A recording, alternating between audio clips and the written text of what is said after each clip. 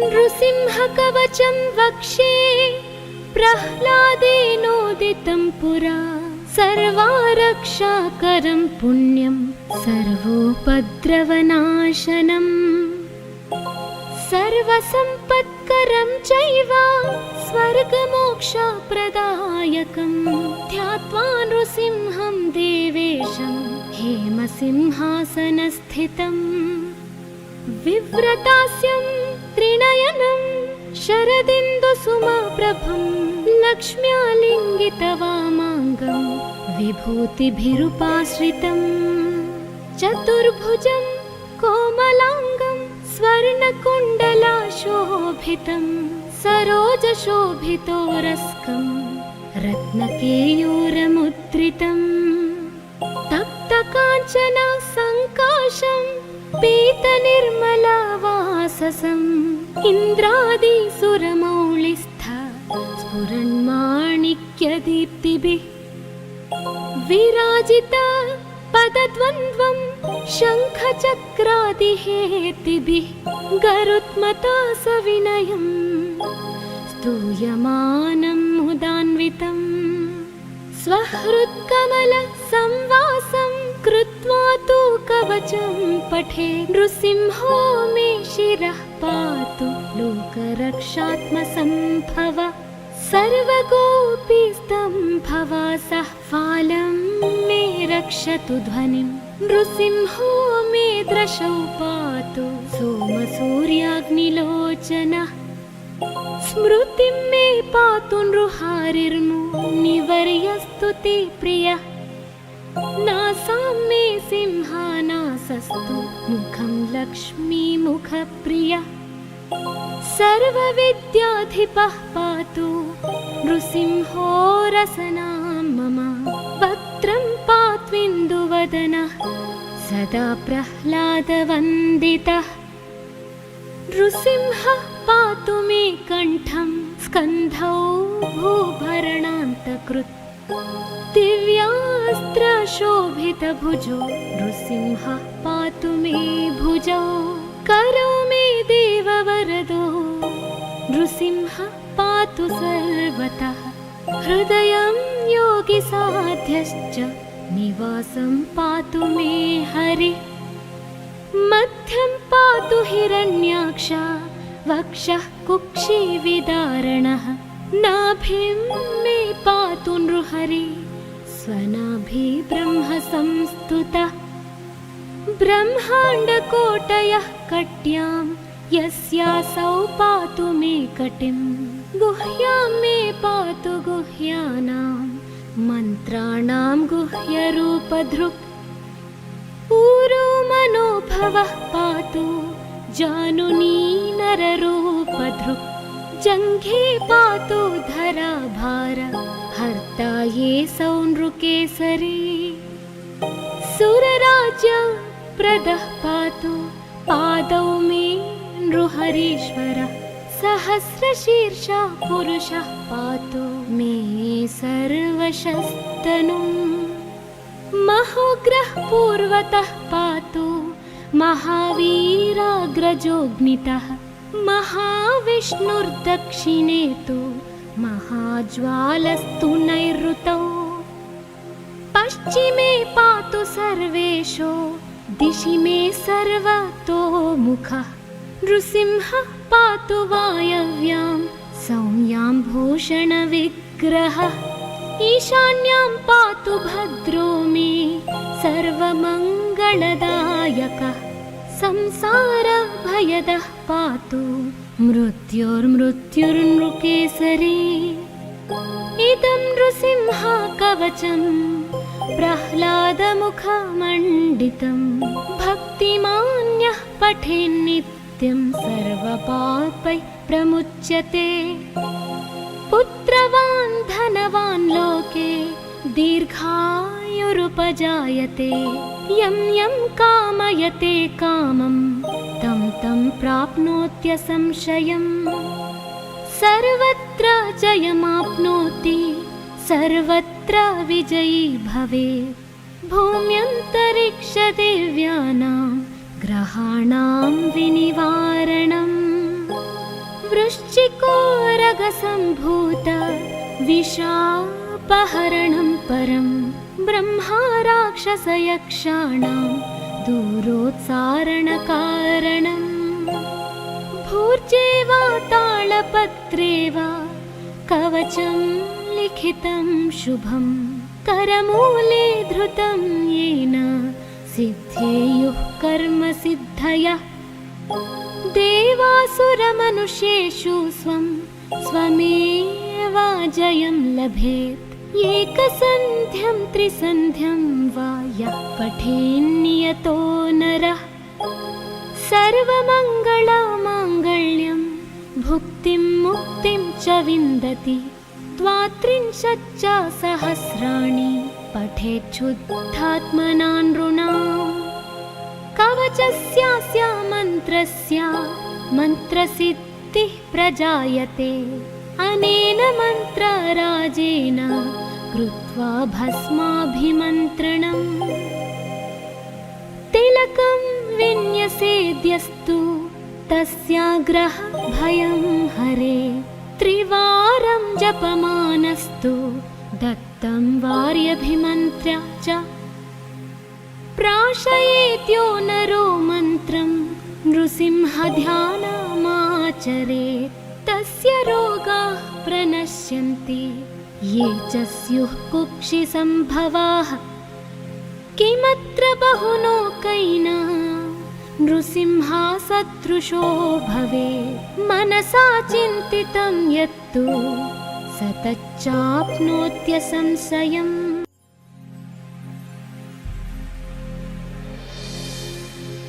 नृसिंहकवचं वक्षे प्रह्लादेनोदितं पुरा सर्वारक्षाकरं पुण्यं सर्वोपद्रवनाशनम् सर्वसम्पत्करं चैव स्वर्गमोक्षप्रदायकं ध्यात्वा नृसिंहं देवेशं हेमसिंहासनस्थितम् विव्रतास्यं त्रिनयनं शरदिन्दुसुमप्रभं लक्ष्म्यालिङ्गितवामाङ्गं विभूतिभिरुपाश्रितं चतुर्भुजं कोमलाङ्गं स्वर्णकुण्डलाशोभितं सरोजशोभितोरस्कं रत्नकेयूरमुद्रितं तप्तकाञ्चन सङ्काशं पीतनिर्मलवाससम् इन्द्रादिसुरमौलिस्थ स्फुरन्माणिक्यदीप्तिभिः विराजित पदद्वन्द्वं शङ्खचक्रादिहेतिभिः गरुत्मता सविनयं स्तूयमानं मुदान्वितम् स्वहृत्कमलसंवासं कृत्वा तु कवचं पठे नृसिंहो मे शिरः पातु लोकरक्षात्मसम्भव सर्वगोपीस्तम्भवासः फालं मे रक्षतु ध्वनिं नृसिंहो मे दृशौ पातु सोमसूर्याग्निलोचनः स्मृतिं मे पातु नृहारिर्मुनिवर्यस्तुति प्रियः नासां मे सिंहानासस्तु मुखं लक्ष्मीमुखप्रियः सर्वविद्याधिपः पातु नृसिंहो रसनां मम वक्त्रं पात्विन्दुवदनः सदा प्रह्लादवन्दितः नृसिंहः पातु मे कण्ठं स्कन्धौ भूभरणान्तकृत् दिव्यास्त्रशोभितभुजो नृसिंहः पातु मे भुजौ करो मे देववरदो नृसिंहः पातु सर्वतः हृदयं योगिसाध्यश्च निवासं पातु मे हरिः मध्यं पातु हिरण्याक्ष वक्षः कुक्षिविदारणः नाभिं मे पातु नृहरि स्वनाभि ब्रह्म संस्तुतः ब्रह्माण्डकोटयः कट्यां यस्यासौ पातु मे कटिं गुह्यां मे पातु गुह्यानां मन्त्राणां गुह्यरूपधृक् ऊरो मनोभवः पातु जानुनी नररूपधृक् जङ्घे पातु धराभार हर्ता ये सौनृकेसरी सुरराज्य प्रदः पातु पादौ मे नृहरीश्वरः सहस्रशीर्षः पुरुषः पातु मे सर्वशस्तनुम् महोग्रः पूर्वतः पातु महावीराग्रजोऽग्नितः महाविष्णुर्दक्षिणे तु महाज्वालस्तु नैऋतौ पश्चिमे पातु सर्वेषु दिशि मे सर्वतोमुखः नृसिंहः पातु वायव्यां सौम्यां भूषणविग्रहः ईशान्यां पातु भद्रो मे सर्वमङ्गलदायकः संसारभयदः पातु मृत्युर्मृत्युर्नृकेसरी इदं नृसिंह कवचं प्रह्लादमुखमण्डितं भक्तिमान्यः पठेन्नित्यं सर्वपापैः प्रमुच्यते पुत्रवान् धनवान् लोके दीर्घायुरुपजायते यं यं कामयते कामं तं तं प्राप्नोत्यसंशयम् सर्वत्र जयमाप्नोति सर्वत्र विजयी भवेत् भूम्यन्तरिक्षदेव्यानां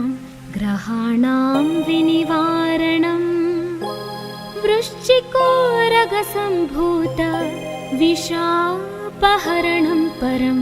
ब्रह्मा राक्षसयक्षाणां दूरोत्सारणकारणम् भूर्जे वा तालपत्रे वा कवचं लिखितं शुभं करमूले धृतं येन सिद्धेयुः कर्मसिद्धयः देवासुरमनुष्येषु स्वं स्वमेव जयं लभेत् एकसन्ध्यं त्रिसन्ध्यं वा यः पठेन्नियतो नरः सर्वमङ्गलमाङ्गल्यं भुक्तिं मुक्तिं च विन्दति द्वात्रिंशच्च सहस्राणि पठेच्छुद्धात्मना नृणाम् कवचस्यास्य मन्त्रस्य मन्त्रसिद्धिः प्रजायते अनेन मन्त्रराजेन कृत्वा भस्माभिमन्त्रणम् तिलकं विन्यसेद्यस्तु तस्याग्रह भयं हरे त्रिवारं जपमानस्तु दत्तं वार्यभिमन्त्र्य च प्राशयेत्यो नरो मन्त्रं नृसिंहध्यानमाचरेत् तस्य रोगाः प्रणश्यन्ति ये च स्युः कुक्षिसम्भवाः किमत्र बहुलोकैना नृसिंहसदृशो भवेत् मनसा चिन्तितं यत्तु स तच्चाप्नोत्यसंशयम्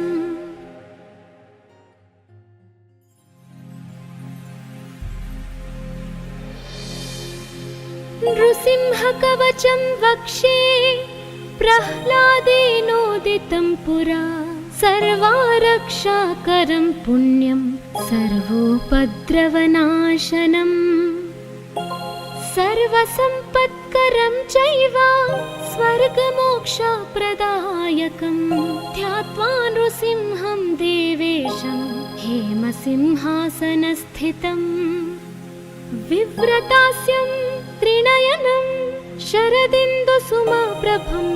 लक्ष्म्यालिङ्गितवामाङ्गं विभूतिभिरुपाश्रितम् चतुर्भुजं कोमलाङ्गं स्वर्णकुण्डलाशोभितं सरोजशोभितोरस्कं रत्नकेयूरमुद्रितम् तप्तकाञ्चन सङ्काशं पीतनिर्मलवाससम् इन्द्रादिसुरमौलिस्थ स्फुरन्माणिक्यदीप्तिभिः विराजिता पदद्वन्द्वं शङ्खचक्रादिहेतिभिः गरुत्मता सविनयं स्तूयमानं मुदान्वितम् स्वहृत्कमलसंवासं कृत्वा तु कवचं पठे नृसिंहो मे शिरः पातु लोकरक्षात्मसम्भव सर्वगोपीस्तम्भवासः फालं मे रक्षतु ध्वनिं नृसिंहो मे दृशौ पातु सोमसूर्याग्निलोचनः स्मृतिं मे पातु नृहारिर्मुनिवर्यस्तु ते प्रियः नासां मे सिंहानासस्तु मुखं लक्ष्मीमुखप्रियः सर्वविद्याधिपः पातु नृसिंहो रसनां मम वक्त्रं पात्विन्दुवदनः सदा प्रह्लादवन्दितः नृसिंहः पातु मे कण्ठं स्कन्धौ भूभरणान्तकृत् दिव्यास्त्रशोभितभुजो नृसिंहः पातु मे भुजौ करो मे देववरदो नृसिंहः पातु सर्वतः हृदयं योगिसाध्यश्च निवासं पातु मे हरिः मध्यं पातु हिरण्याक्ष वक्षः कुक्षिविदारणः नाभिं मे पातु नृहरि स्वनाभि ब्रह्म संस्तुतः ब्रह्माण्डकोटयः कट्यां यस्यासौ पातु मे कटिं गुह्यां मे पातु गुह्यानां मन्त्राणां गुह्यरूपधृक् ऊरो मनोभवः पातु जानुनी नररूपधृक् जङ्घे पातु धराभार हर्ता ये सौनृकेसरी सुरराज्यप्रदः पातु पादौ मे नृहरीश्वरः सहस्रशीर्षा पुरुषः पातु मे सर्वशस्तनुम् महोग्रः पूर्वतः पातु महावीराग्रजोऽग्नितः महाविष्णुर्दक्षिणे तु महाज्वालस्तु नैऋतौ पश्चिमे पातु सर्वेशो दिशि मे सर्वतोमुखः नृसिंहः पातु वायव्यां सौम्यां भूषणविग्रहः ईशान्यां पातु भद्रो मे सर्वमङ्गलदायकः संसारभयदः पातु मृत्युर्मृत्युर्नृकेसरी इदं नृसिंहा कवचं प्रह्लादमुखमण्डितं भक्तिमान्यः पठेन्नित्यं सर्वपापैः प्रमुच्यते पुत्रवान् धनवान् लोके दीर्घायुरुपजायते यं यं कामयते कामं तं तं प्राप्नोत्यसंशयम् सर्वत्र जयमाप्नोति सर्वत्र विजयी भवेत् भूम्यन्तरिक्षदेव्यानां ग्रहाणां विनिवारणम् वृश्चिकोरगसम्भूत विशापहरणं परं ब्रह्मा राक्षसयक्षाणां दूरोत्सारणकारणम्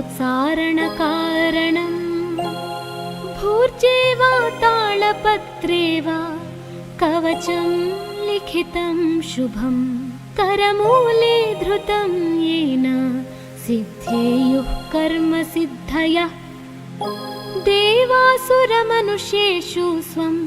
स्वमेव जयं लभेत् एकसन्ध्यं त्रिसन्ध्यं वा यः पठेन्नियतो नरः सर्वमङ्गलमाङ्गल्यं भुक्तिं मुक्तिं च विन्दति त्वात्रिंशच्च सहस्राणि पठेच्छुद्धात्मना नृणाम् कवचस्यास्य मन्त्रस्य मन्त्रसिद्धिः प्रजायते अनेन मन्त्रराजेन कृत्वा भस्माभिमन्त्रणम् तिलकं विन्यसेद्यस्तु तस्याग्रह भयं हरे त्रिवारं जपमानस्तु दत्तं वार्यभिमन्त्र्य च प्राशयेत्यो नरो मन्त्रं नृसिंहध्यानमाचरेत् तस्य रोगाः प्रणश्यन्ति ये च स्युः कुक्षिसम्भवाः किमत्र बहुलोकैना नृसिंहासदृशो भवे मनसा चिन्तितं यत्तु स तच्चाप्नोत्यसंशयम्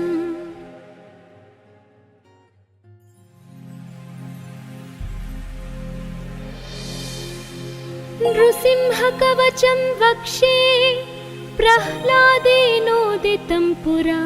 सर्वारक्षाकरं पुण्यं सर्वोपद्रवनाशनम्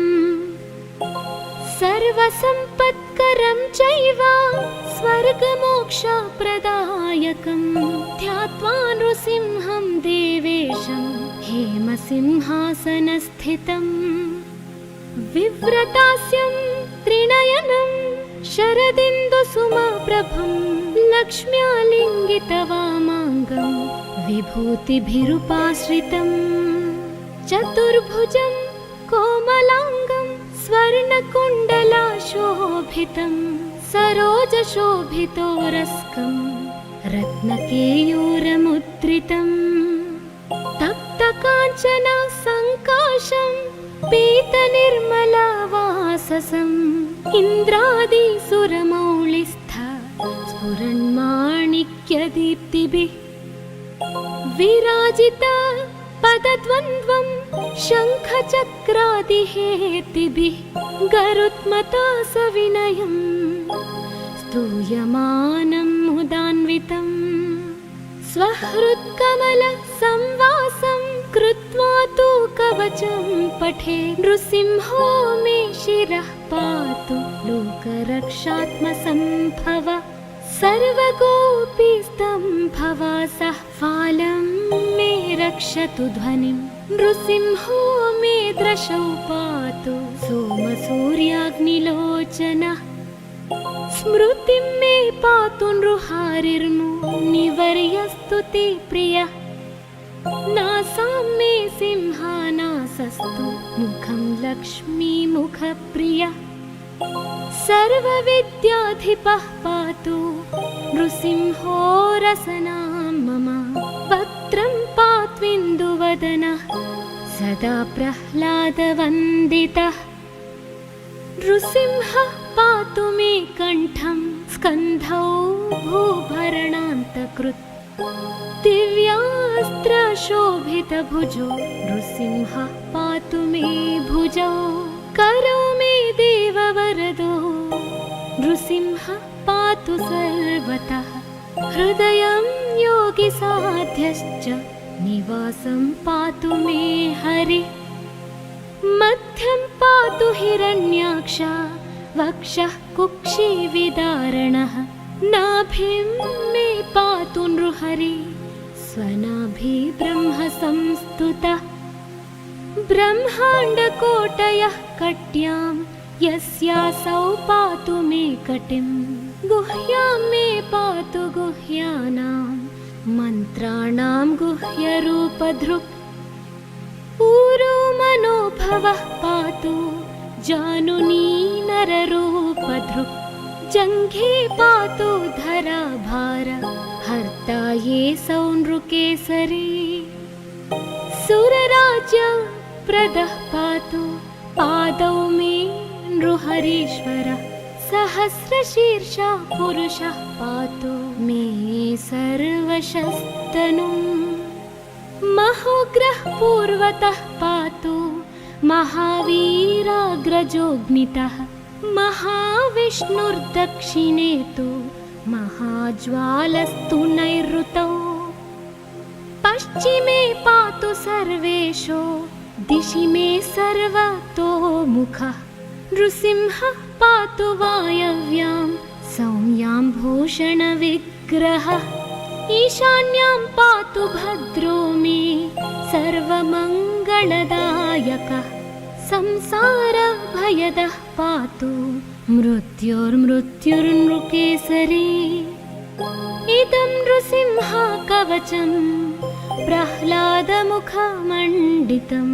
भक्तिमान्यः पठेन्नित्यं सर्वपापैः प्रमुच्यते पुत्रवान् धनवान् लोके दीर्घायुरुपजायते यं यं कामयते कामं तं तं प्राप्नोत्यसंशयम् सर्वत्र जयमाप्नोति सर्वत्र विजयी भवेत्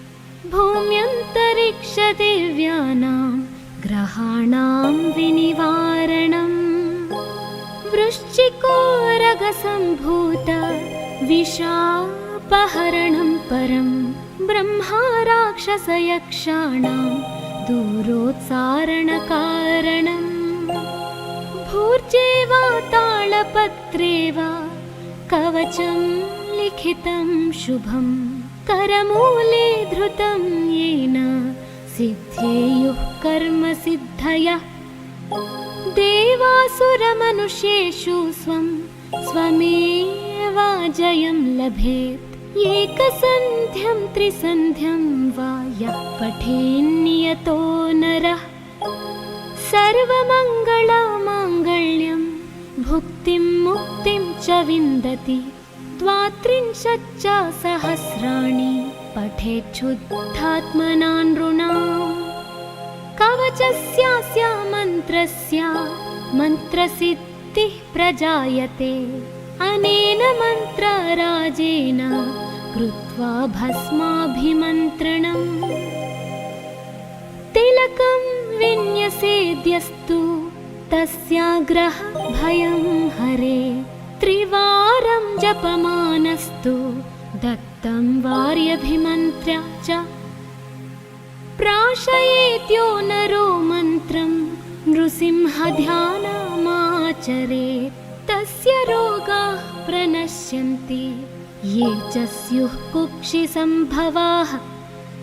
किमत्र बहुलोकैना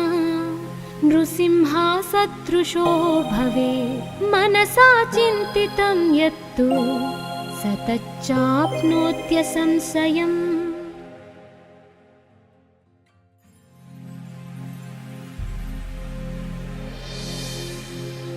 नृसिंहकवचं वक्षे प्रह्लादेनोदितं पुरा सर्वारक्षाकरं पुण्यं सर्वोपद्रवनाशनम्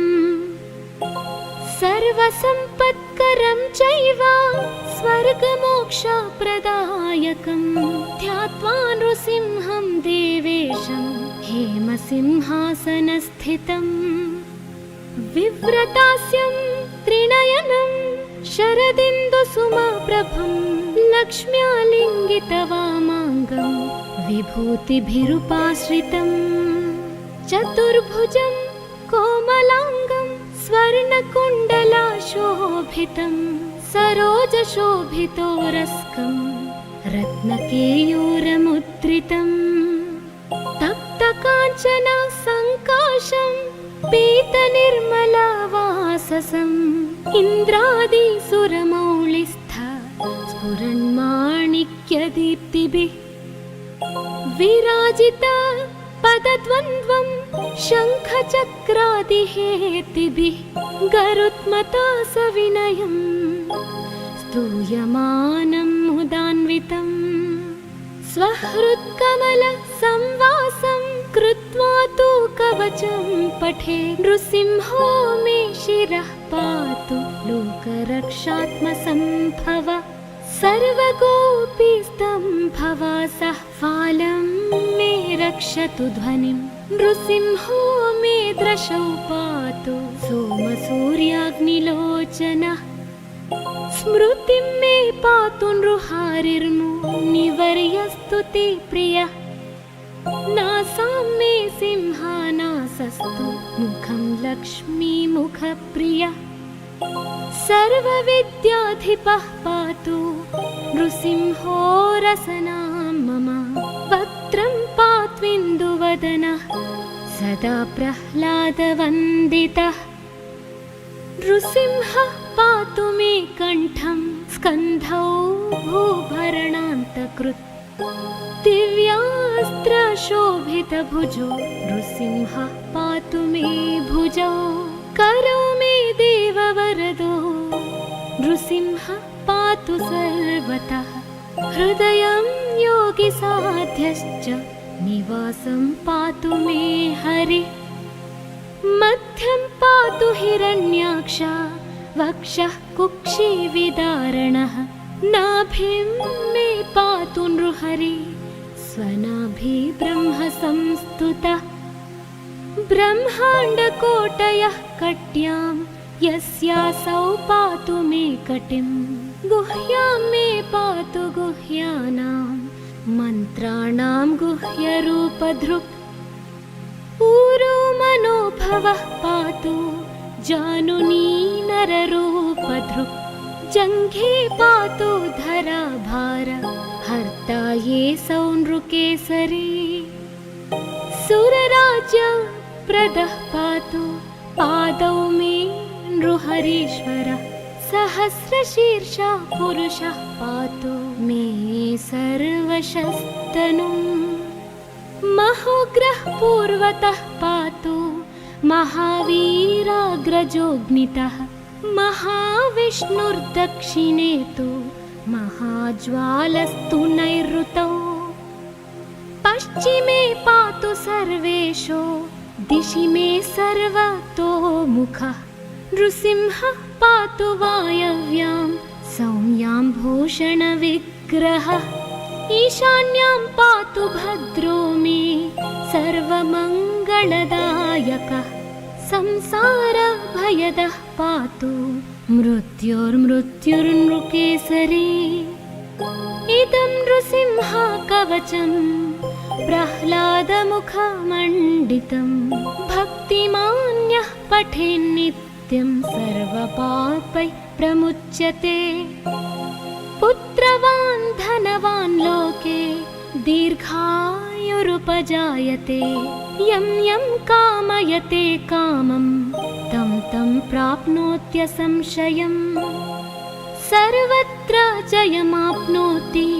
सर्वत्र विजयी भवेत्। भूम्यन्तरिक्षदेव्यानां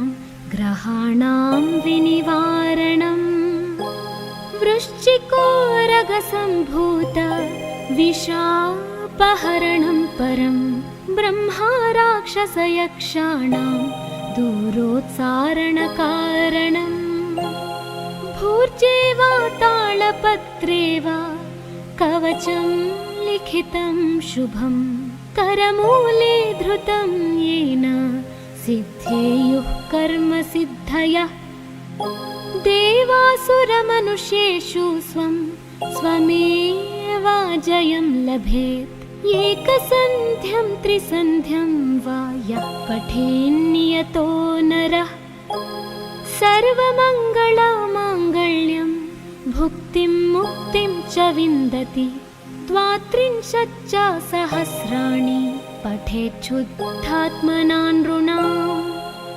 कवचस्यास्य मन्त्रस्य मन्त्रसिद्धिः प्रजायते। अनेन मन्त्रराजेन कृत्वा भस्माभिमन्त्रणम्। तिलकं विन्यसेद्यस्तु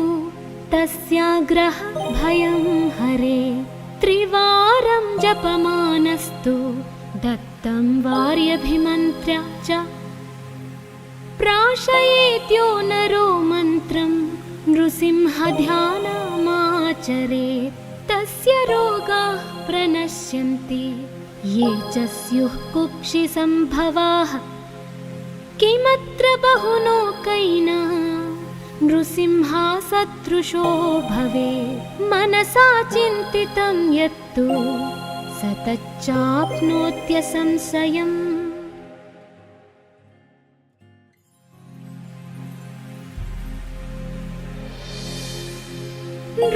नृसिंहकवचं वक्षे प्रह्लादेनोदितं पुरा सर्वारक्षाकरं पुण्यं सर्वोपद्रवनाशनम् सर्वसम्पत्करं चैव स्वर्गमोक्षप्रदायकं ध्यात्वा नृसिंहं देवेशं हेमसिंहासनस्थितम् विव्रतास्यं त्रिनयनं शरदिन्दुसुमप्रभं लक्ष्म्यालिङ्गितवामाङ्गं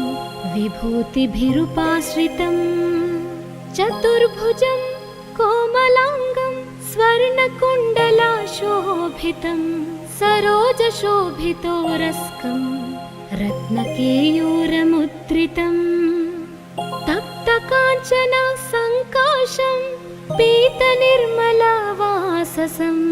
इन्द्रादिसुरमौलिस्थ स्फुरन्माणिक्यदीप्तिभिः विराजित पदद्वन्द्वं शङ्खचक्रादिहेतिभिः गरुत्मता सविनयं स्तूयमानं मुदान्वितं स्वहृत्कमलसंवासं कृत्वा तु कवचं पठे नृसिंहो मे शिरः पातु लोकरक्षात्मसम्भव सर्वगोपीस्तम्भवासः फालं मे रक्षतु ध्वनिं नृसिंहो मे दृशौ पातु सोमसूर्याग्निलोचनः स्मृतिं मे पातु नृहारिर्मुनिवर्यस्तु ते प्रियः नासां मे सिंहानासस्तु मुखं लक्ष्मीमुखप्रियः सर्वविद्याधिपः पातु नृसिंहो रसनां मम वक्त्रं पात्विन्दुवदनः सदा प्रह्लादवन्दितः नृसिंहः पातु मे कण्ठं स्कन्धौ भूभरणान्तकृत् दिव्यास्त्रशोभितभुजो नृसिंहः पातु मे भुजौ करौ मे देववरदो नृसिंहः पातु सर्वतः हृदयं योगिसाध्यश्च निवासं पातु मे हरिः मध्यं पातु हिरण्याक्ष वक्षः कुक्षिविदारणः नाभिं मे पातु नृहरि स्वनाभि ब्रह्म संस्तुतः ब्रह्माण्डकोटयः कट्यां यस्यासौ पातु मे कटिं गुह्यां मे पातु गुह्यानां मन्त्राणां गुह्यरूपधृक् ऊरो मनोभवः पातु